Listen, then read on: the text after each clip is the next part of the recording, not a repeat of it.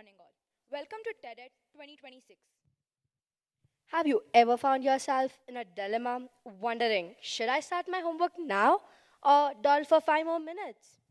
And somehow, it's always been 5 more minutes.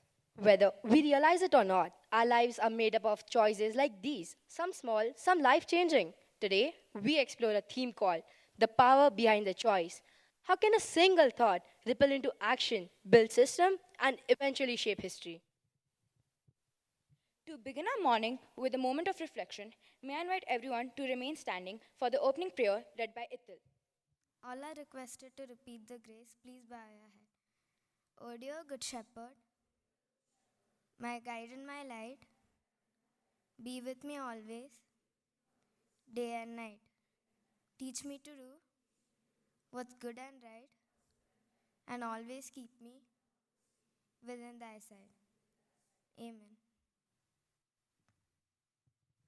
Thank you, Til, for that positive start. Kindly be seated. To officially welcome our gathering, I invite Shriman of Form 4 to deliver the welcome speech. Good morning, everyone. They say life is a matter of choices, and every choice you make makes you. Today, we aren't here just to listen to speeches, we are here to witness a journey. Welcome to TED 2026, The Power Behind the Choice. When we curated this event, we realized that choice is never just a movement. It starts as a flicker of a thought, evolves into habit, and scales into laws, and eventually hardens into history. We're incredibly honored to have the prolific Ms. Sangeetha Shinde with us today. In her powerful work, A Moral Murder and Other Tales from the Blue Hills, she explores a profound idea that our most significant choices are the ones that are made in the quiet shadows of tradition. She reminds us that history isn't just a record of what happened, it is the courage of an individual to choose their own truth over the moral murder of social expectations. To formally welcome her to our school and our stage, I would like to invite Shania of grade 7 to present a welcome bouquet to Ms. Sangeetha Shinde.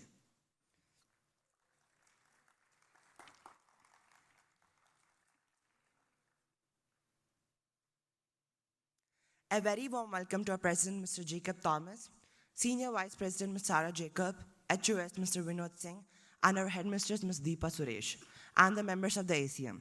Your vision and constant support provide the foundation upon which these ideas can grow. To our dedicated staff and our students from grade 4 through 9, it is your curiosity and energy that make our school a living laboratory of ideas. To our visiting audience from the International Community School, your presence turns this school event into a true community of ideas. The quote I shared earlier is the essence of today, whether with a student exploring the mind or analyzing the global tariffs. Each speaker is showing us how they choose to see the world. As we begin, I challenge you. Think about one choice you made this morning. Was it a reflex, or was it a choice for your own truth? Thank you. Our next speaker is someone whose choices have created real impact.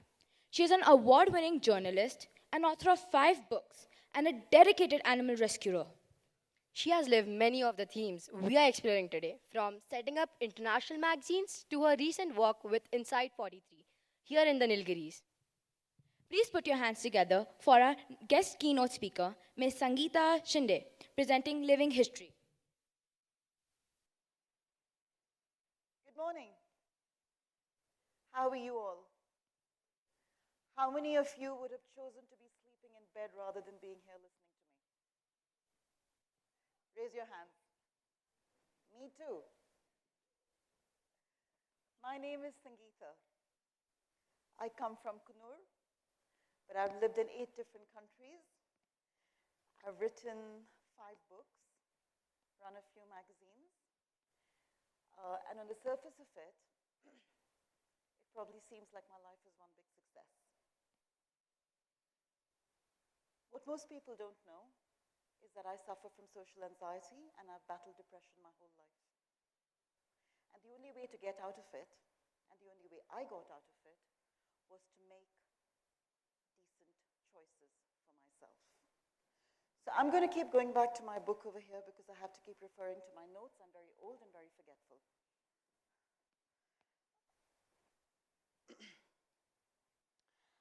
So, I was asked at a literary festival in Brussels to describe my life in one sentence. And I summed it up by saying it was a series of very poor choices.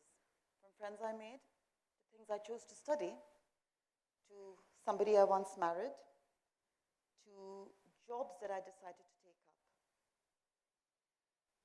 The most important thing that I did actually was I learned to live with those choices.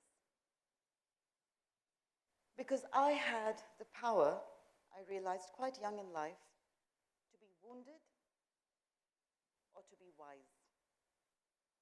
I chose to be wise. Can you all hear me still? Yeah, this is working good. One of the other things that I realized was we are interconnected, each and every single one of us. So I would like to put a question out to every one of you here. What is the one thing that connects every single one of us here today? There's one thing, the one thing we all have in common. What is that? Can somebody venture an answer? Front row? What do we all have in common? What do I have in common with Jacob and Sarah? What do I have in common with you? What do I have in common with Ms. Pavitra? What do I have in common with the driver, Mr. Nagaraj, who bought me? What do I have in common? Yes? Sorry, what was that? We are living beings. Yes, very good. One more? Sorry? That's questionable, right? For most people. But yes, we all have a brain. What else? We're human beings. What else? Emotions. Very good. Go on. Sorry, babe. Very good. We all have the ability to make choices, no matter what our circumstances are in life, what we're born into. Give them a big hand, guys. Well, quite a few of you actually said it, so give them a big hand. We all have the power to make choices. And our choices impact everybody. So I might need some help with this system.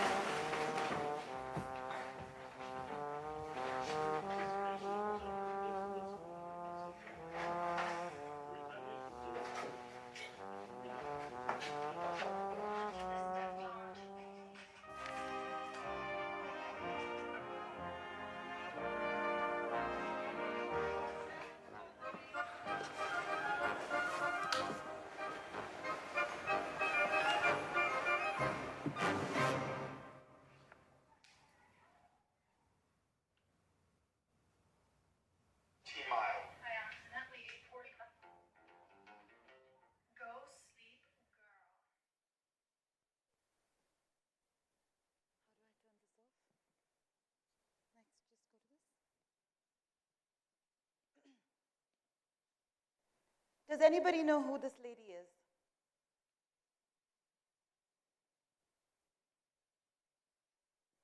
Anybody? Her name is Shalini Saraswati. She's been one of my greatest inspirations, and she is a friend of mine. Shalini Saraswati is almost 50. When she was around 30, while she was pregnant, she lost all her 4 limbs to a bacterial infection. She describes watching her arm fall off. She experienced this. She was born with all 4 limbs. Today, she's known as India's Blade Runner. And I remember asking Shalini, I said, Shalini, how did you get to that point of, losing your 4 limbs, losing all mobility? And how did you actually come to this point where you're inspiring so many other people? She participates in the Olympics. She travels around the world speaking. And I said, how did you get to this point? And she said, Sangeetha, I made the choice to be wise rather than wounded. Because we go through life making decisions. Everything in our lives is about decision. What we choose to wear, as the video showed, what we choose to eat, what we choose to read, what we choose to consume on social media. Everything. Every single thing is a choice. You can choose to walk out of a bad marriage. You can choose to focus on the things that you're good at. You can choose power every single moment. Yes or no?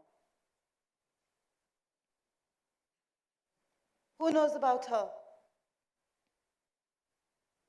Who is she? Sorry? I can't hear you. No. Anybody else? This is Anne Boleyn. Anybody heard of her? Raise your hands, those who know her story. Anne Boleyn lived in the 16th century. She was the second wife to Henry VIII. And the reason I tell you this is, and I'm going to share her story, is because our decisions, whether they are good or bad, actually have the power to impact a planet. Anne Boleyn was born to minor nobility in England. She was educated at the French court, and then she came back to England, and she was beautiful, and she was charming, and she was intelligent, and she danced beautifully, and she spoke, 6 different languages. The king at the time, Henry VIII, was married to Catherine of Aragon, who was the niece of the Spanish king, the daughter of the Spanish king, and the niece of the Roman Catholic emperor. The Christian world at this time was entirely Catholic. England was Catholic. Anyway, she comes back. Anne Boleyn steps into this Catholic court, and she's like a ray of sunshine. She brings life, and the king is absolutely captivated with her, and he falls in love. And he goes to her and he says, well, I would like to be your friend. Anne Boleyn said, no. She made the decision in that moment to do something no other woman in her time had done. She said no to the king. And the king, what did he do? He decided to overthrow the Catholic Church because the Catholic Church wouldn't allow divorce. He overthrew the Catholic Church. England became part of the New Learning, or Protestant. He set up the Church of England, all just to marry Anne Boleyn. 6 years later, after he married her, having sent away Catherine of Aragon into isolation, his first wife, he beheaded her. Her decision to say no cost her her head. But on the back of that decision, they had a child. Does anybody know who that child was? It was a woman. Very good. Who said that? Give her a big hand. Queen Elizabeth I was the daughter of Anne Boleyn and Henry VIII, and her impact on the planet was significant. I could get into a whole story about that, but I would rather you all go back and research this.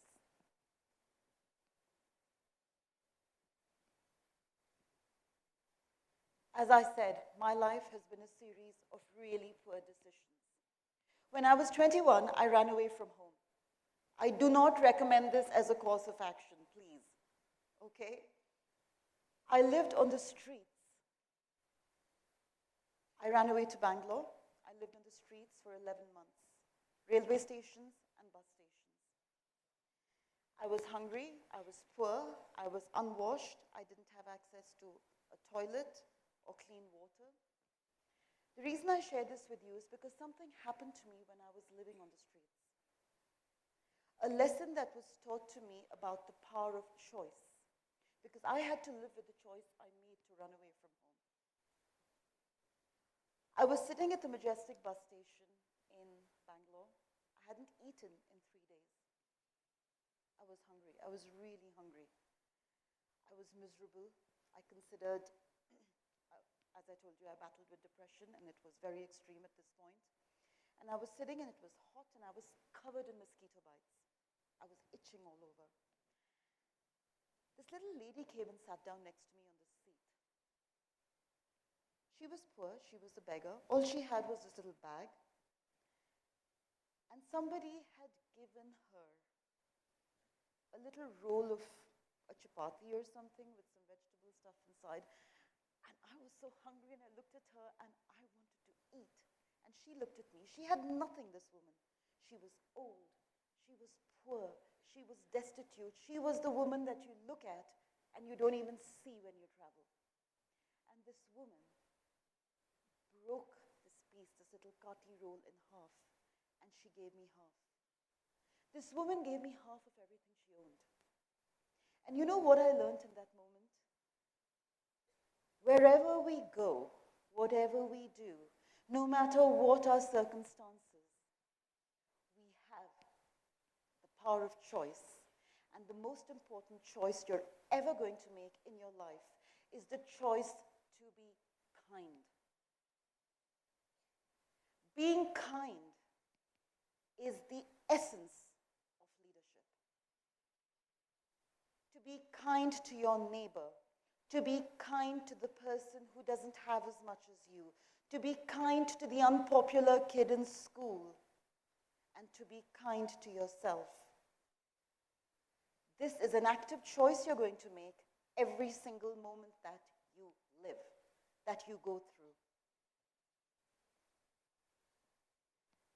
How many of you have chosen to be kind to yourselves? When you look in the mirror, are you kind to yourselves? Yes? This is like a really active little space. I'm liking this group. What did you do to be kind to yourself yesterday? Would one of you like to take this?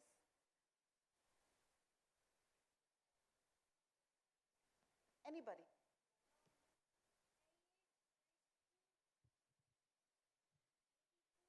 Yeah? What did you eat? Oh, I love paneer. I had paneer yesterday too, by the way. Very good. Eating healthy is a very active choice. It's a wonderful way to be kind to yourself, to eat healthy. I grew up on a diet of fried potatoes and sweet tea. I had to learn at the age of 40 to change that. It wasn't easy. So if you can learn that now, brilliant, by the way, good for you. Really proud of you.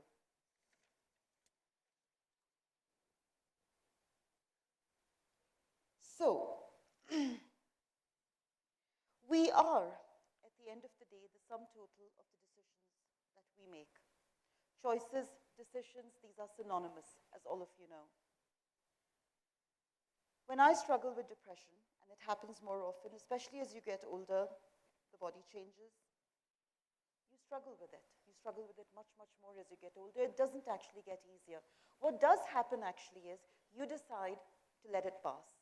You make that choice to say, this is temporary. When bad things happen, you have a choice in how to respond. Who are sort of, do you have class leaders here, each of you? Yeah? Can all the class leaders here, each of you raise your hands? Okay. What choices do you make as a leader for your team, for your class? every day.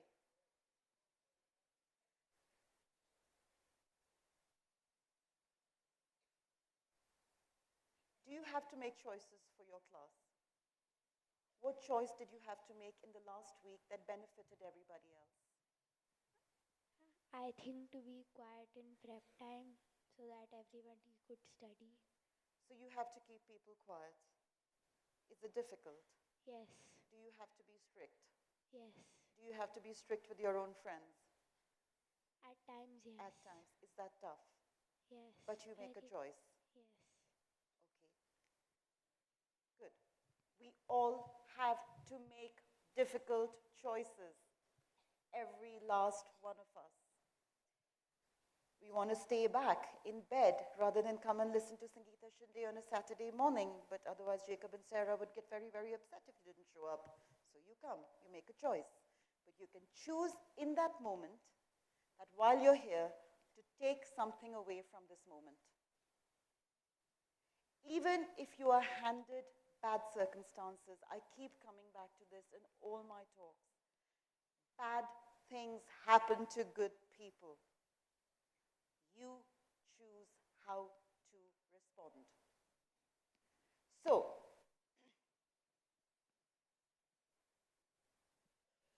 we're going to close quite quickly because it's a Saturday and I don't want to keep you too long. How many alphabets, letters are there in the word hate? In love? In enemies? In friends? In lying?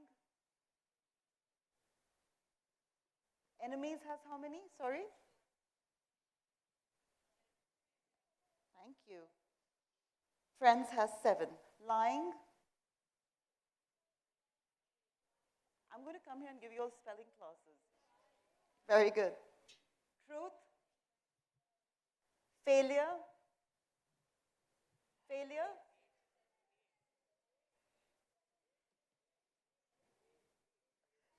Seven. Success? Cry. Well done. Joy? Negativity?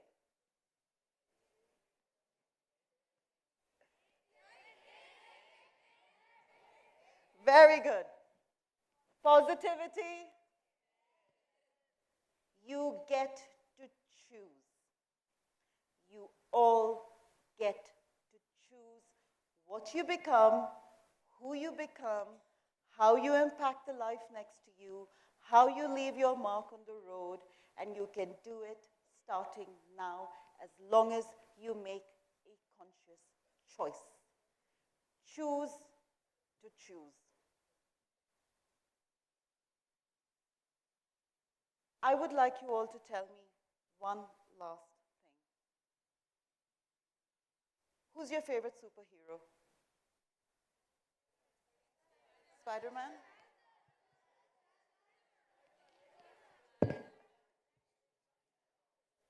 What do you think makes Spider-Man or Harry Potter or Superman or any of these people, what makes them special?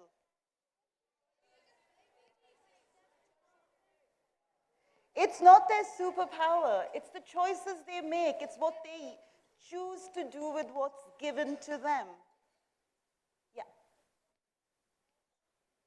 I can't hear you.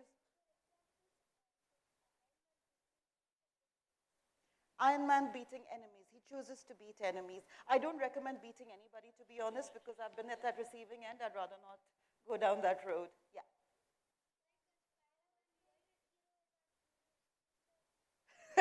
So cute. Let's give that a big hand for the teacher.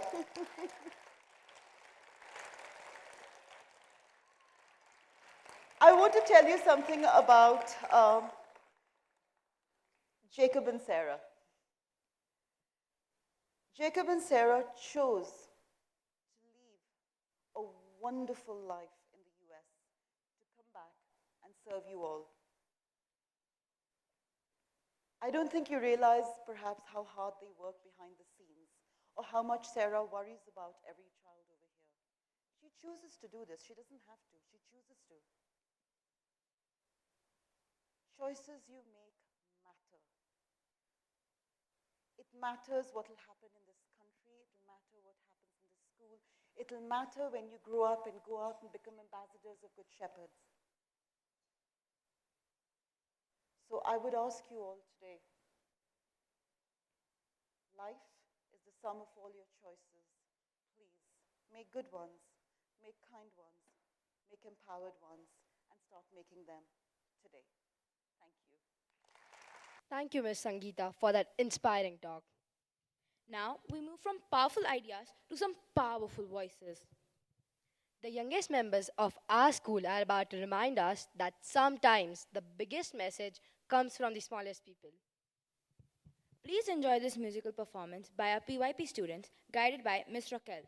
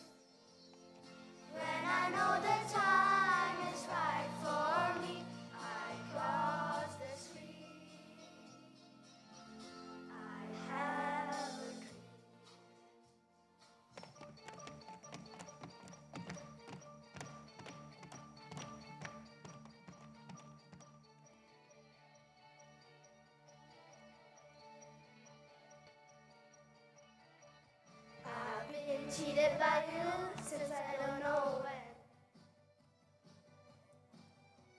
So I made up my mind, it must come to an end. Look at me now, will I ever learn? I don't know how, but I suddenly lose control. There's a fire within my soul. Just one look and I can remember.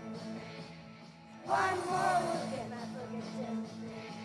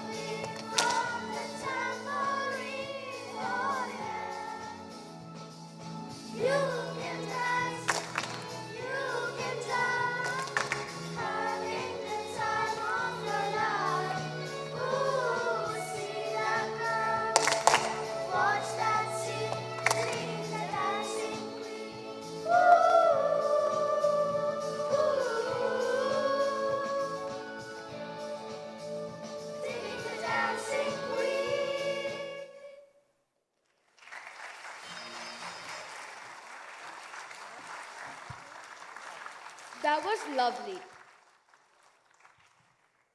Another big round of applause for our PYP students and Ms. Rakal. When individual actions combine, they start forming something bigger systems. Which basically means one small choice can eventually influence a whole community. Kind of like how one student's slip up drags the entire class down with it. To explore the balance between individual choice and collective rules, please welcome Kyra and Nandini for the middle school dialogue.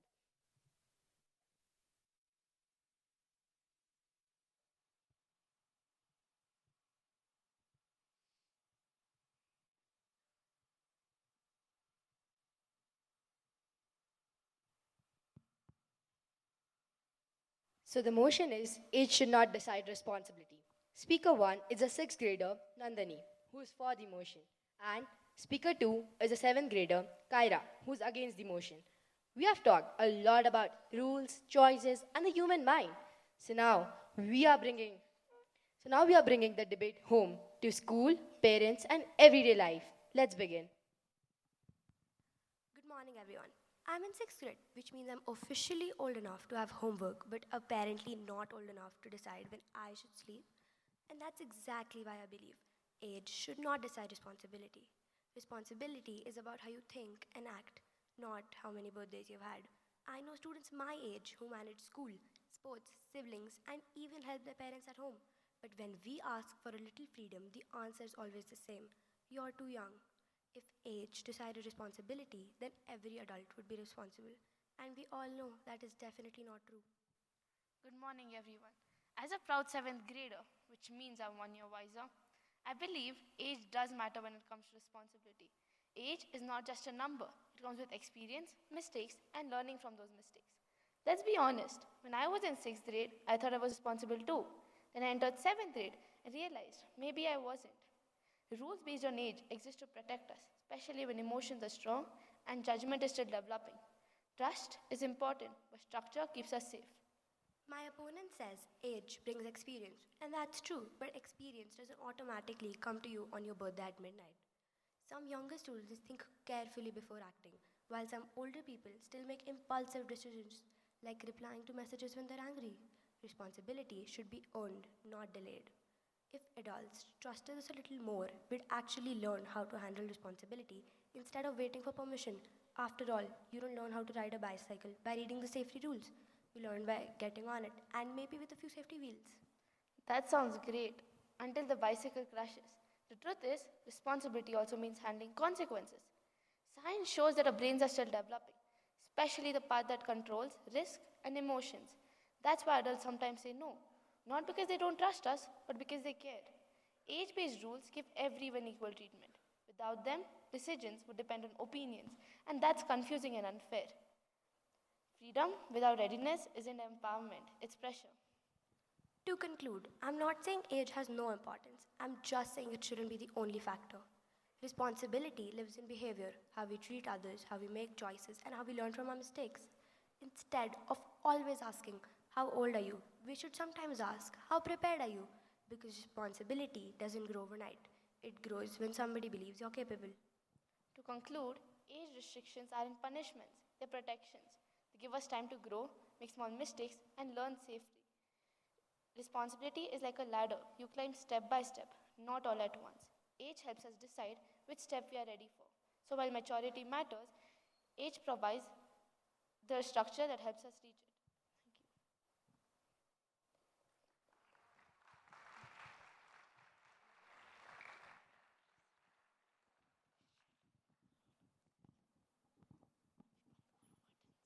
So the question remains. Is responsibility something we wait for or something we practice? We'll let you decide. Thank you, Kyra and Nandini, for that engaging discussion. What a journey it has been, from the mysteries of the mind to the impact of global decisions. To bring together the ideas we have explored today, we invite Mr. Bharath, our music teacher, for the closing speech.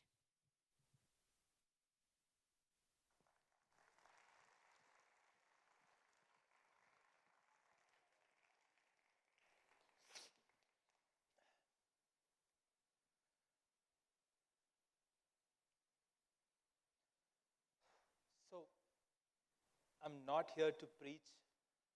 I'm not here to teach. I'm not here to give you a lecture. I'm also not here to prove my point. I'm just here to share my feelings or what I feel. My name is Bharath. I'm a teacher of music here. Today I'll be sharing with you 3 different short stories. These stories are about choices, how they impact our lives. And throughout this small journey, if you are able to resonate yourself with this, it's wonderful. Even if you don't, it's still fine. Because the best lessons in our lives, we experience through our personal life experiences when we live through them. So here it goes, the power of choice.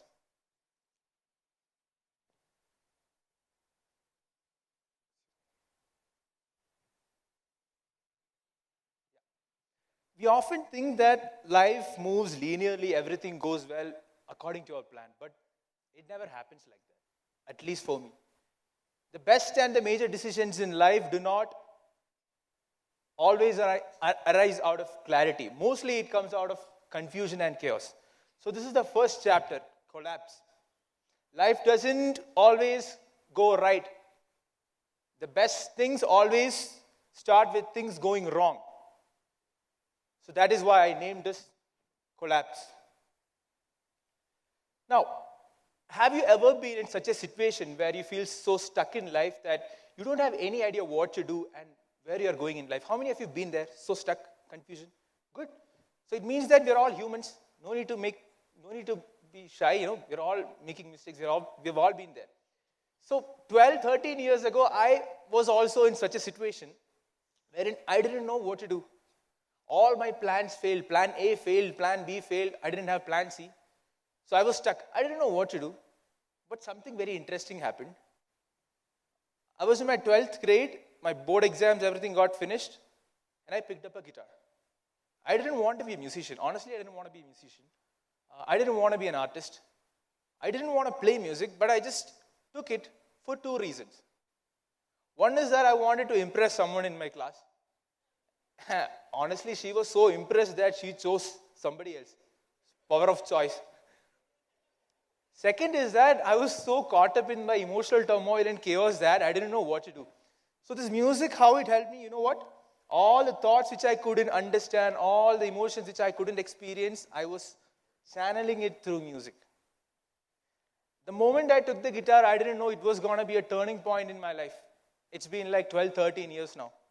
I never thought I would be able to play for movies. I never thought I would be able to play for like over 100 and 200 stages. I never thought I would be able to play in front of thousands of people. I never thought I would be giving a lecture about my life in one of the best institutions in this country. So, I didn't realize it until now. So the biggest lesson from that incident was that the life-changing decisions in your life do not arrive dramatically like in a movie. They just arrive quietly. And you will realize it very later. So, now I just think, was it like destiny? Was I the chosen one? Or was it my free will? Was it all written? Some people often say, right, it was all written in the stars. It was your fate. It was meant to happen. That's why it happened. Others say, no, life is completely free will. It's your choices that make you. What do you think? Is life totally free will or is it destiny? What do you think? How many of you think that life is destiny? It's all fate?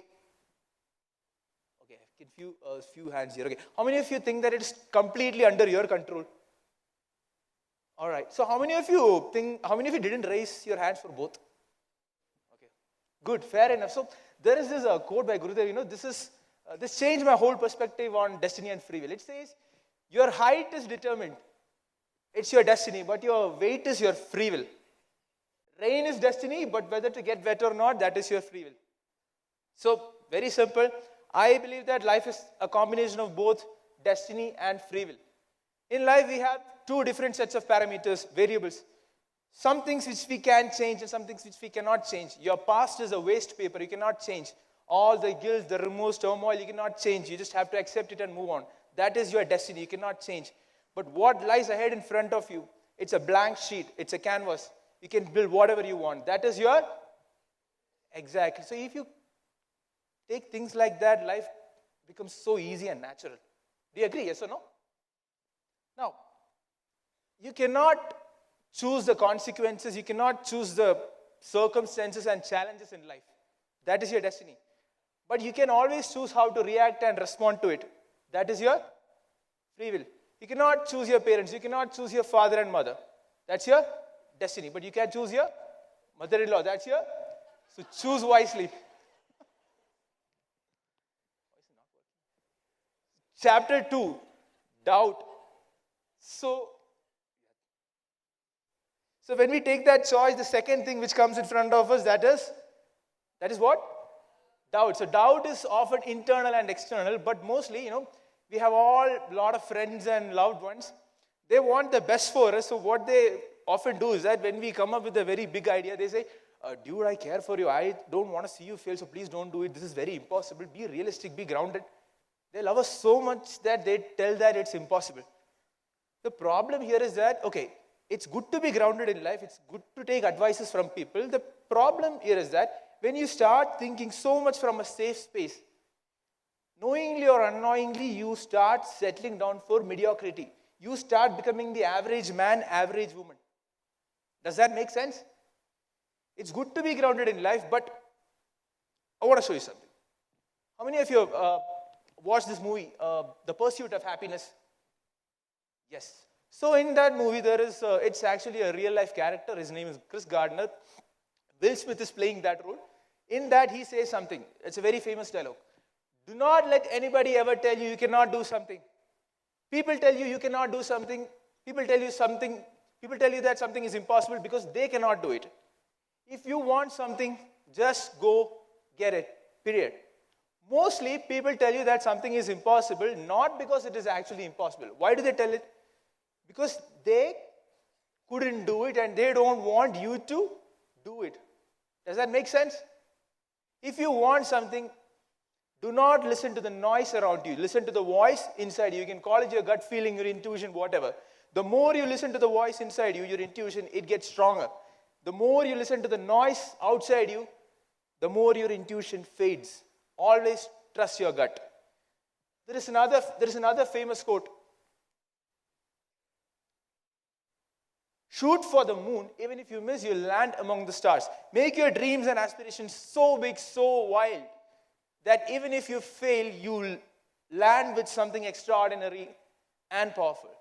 Basically, when you are doing something, do not aim for just 100%. Go for 150 or 180 or 200%. Because even if you fail, you'll at least have 100 or 120% with you. Make your dreams so big that even if you fail, you will have something plentiful in your hand and you will always perform better than the majority of the population. Now, this is the last story. This is my favorite story. Chapter 3, the boats. So it's a very simple story. I connect this to myself a lot. So there was a man who has been very faithful to God. He prays every day. He's very loyal. And people are like, okay, you should be like this man. He has so much faith in God that whatever he prays comes true. So one day what happened was that this man was drowning in the ocean. And he had nobody around to help him. So the only thing which he knew was to pray. So he prayed to God to save him. He kept praying, and a few minutes later, a boat came. In that boat, a few people were there. So they saw this man drowning. So they said, hey, come here, we'll help you, we'll take you to the shore, we'll rescue you. But the man was so adamant in his faith that he said, no, you can move. I trust God. God is going to come and God is going to save me. What you do, these men in the boat, they left finally. The man kept praying again and again. A few moments later, another boat came. Again, the same drama. They offered help. Man said, no, I don't want to help. I don't want your help. God is going to come and see. Again, the boat left. And then what happened? Eventually, the man drowned and he died. but his faith was so strong that he reached the heaven and in the realm of God, and he met God. So the man was like very furious. Dude, I prayed every day. Why is this happening to me? So he met God and asked, God, I prayed every day. I prayed. I wanted you to rescue me. Then why didn't you save me? God replied, idiot, I sent you 2 boats. Why didn't you get in one of them? The story is very simple. So I'm not an atheist, I'm a believer.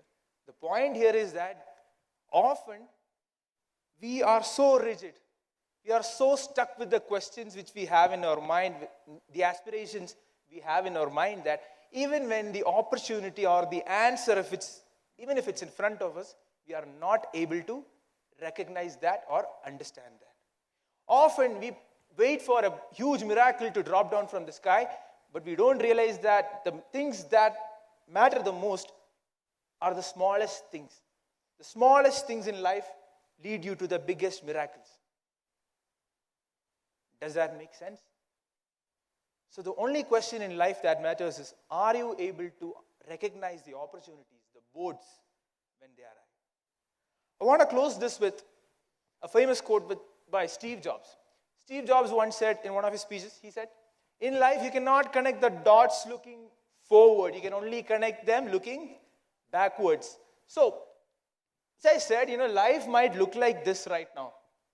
There are boats, there are random opportunities, you don't know what to do. Life, it's all chaos, it's all confusion, it's all collapse. But if you keep looking at life like this, nothing makes sense. But if you step into the moment, if you take that power of the choice, and if you decide to change, you will understand the collapse was not failure. Collapse was just the beginning. The doubts were not confusion. The doubts gave you courage. And the boats were not random. The boats were the actual opportunities. That is the power of. Thank you and have a nice day.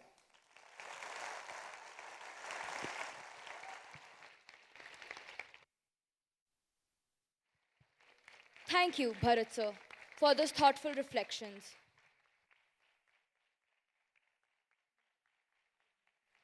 And finally, to acknowledge everyone who worked behind the scenes to make today possible, please welcome Anaya for the vote of thanks.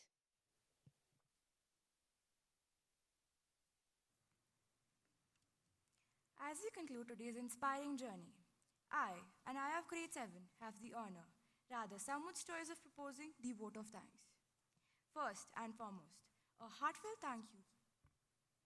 A heartfelt thank you to our guest speaker, Ms. Sangeetha Shinde. Your insights on living history and your journey from a young writer to a global voice have perfectly anchored our theme today and inspired every student in this room. To show our appreciation, I invite Vanya of Grade 7 to present a memento to Ms. Shinde.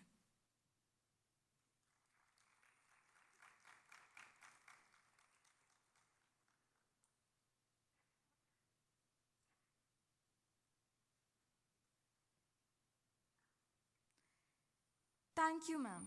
Thank you to our President, Senior Vice President, HOS, Headmistress, and the ACM for their constant encouragement, invaluable support, and for setting the vision that allows events like this to flourish. We also want to express our deepest gratitude to our former MYP coordinator, Rita Miss. It was her vision that initiated this steady journey and her motivation that continues to drive us forward. A very special mention goes to our head of school, Vinod sir, and our coordinator, Rekha ma'am, for their meticulous guidance and for keeping us all on track. To our 6 student speakers and middle school debaters, you have challenged our perspectives and shown that the power of choice is indeed in our hands. A special shout out to our PYP students for that wonderful high-energy musical interlude. And thank you, Bharath sir. Your speech struck a deeper chord than your guitar today. We are also grateful to the students and teachers from the International Community School for joining us today. Your presence made this a truly collaborative community experience. Our thanks also go to the IT, sound, digital media, transport, security, campus manager, and F&B teams, and Dominic sir for the seamless logistics behind the scenes. Last but certainly not least, a huge thank you to our hardworking organizing team. This event would not have been possible without the determination of our organizer, Shriman of Form 4, Para of ICSE 9, John of Form 4, Harsh of Form 9, and Mishra of Form 3, along with our teacher mentors, Ms. Pavitra and Ms. Sai Sangamatra. Thank you all and have a wonderful day.